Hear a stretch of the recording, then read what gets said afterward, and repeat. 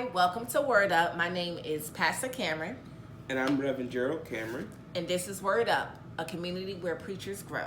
Today we're going to be looking at Luke chapter 10, verses 38 through 42. This is God's word. Now, as they went on their way, he entered a certain village where a woman named Martha welcomed him into her home. She had a sister named Mary, who sat at the Lord's feet and listened to what he was saying. But Martha was distracted by her many tasks, and so she came to him and asked, "Lord, do you not care that my sister has left me to do all the work by myself? Tell her then to help me." But the Lord answered, "Martha, Martha, you are worried and distracted by many things. There is need of only one thing. And Mary has chosen the better part, which will not be taken away from her." Thank you for reading the text. And just to situate us, in Luke chapter 10, Jesus has already sent the 70 or 72 plus the additional 12 disciples towards Jerusalem ahead of himself. And in Luke, they don't even arrive to Jerusalem till chapter 19. So we're still really early in the journey. And one of the things that he says when he sends them out, right, is that he's like, okay, when you arrive to these homes, you will receive hospitality. If you don't receive hospitality, shake the dust off your sandals. And so I think that here it's interesting that he's actually living through what he just told the disciples would happen. Right. And another thing to keep in mind in this text is, especially in chapter 10 of Luke, is there's a sense of holding on to tradition. And that's important to understand when we're dealing with Martha and Mary, because sometimes we put the two against one another. And Calvin doesn't like that. Right? And we often say that if Martha wasn't distracted and she wasn't in her own thing, that maybe she would have been like Mary and seen Jesus.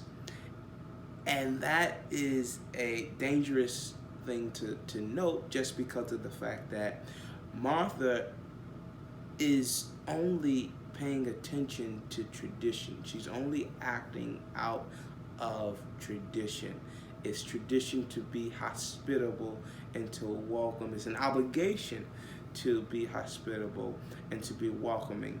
And I hate to say it, but especially for women. I mean, we don't like to hear that, but especially during this time for women. Right. And so Martha is acting out of a cultural obligation, especially of somebody of importance.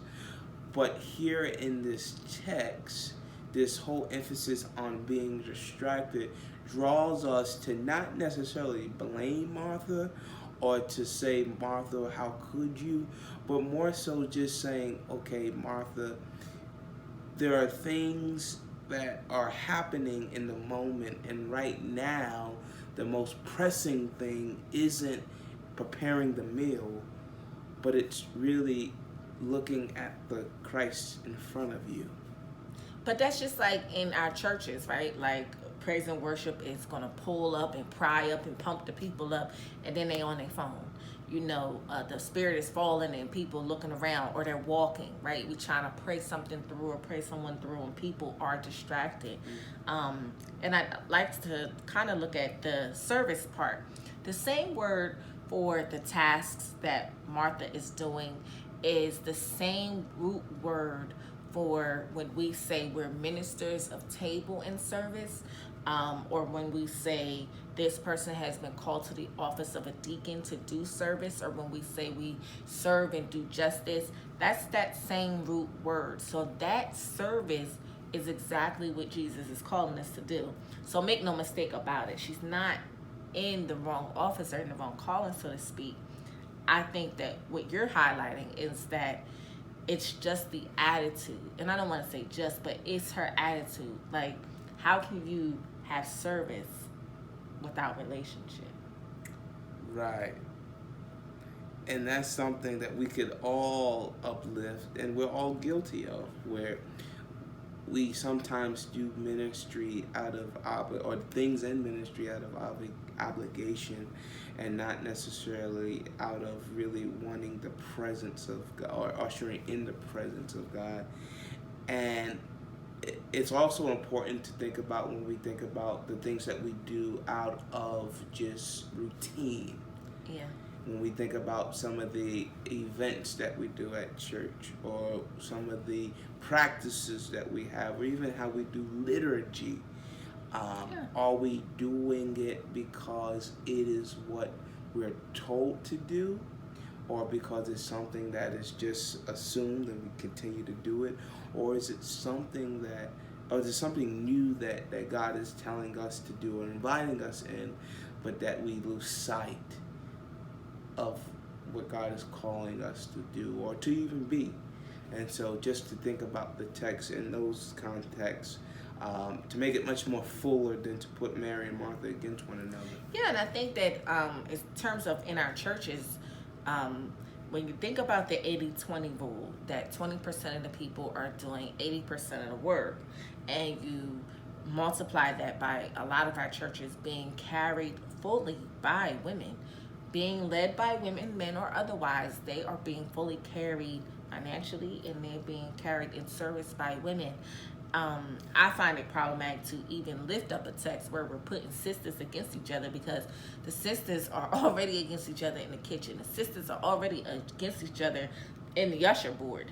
I don't want to be preaching nothing worse, putting sisters against each other.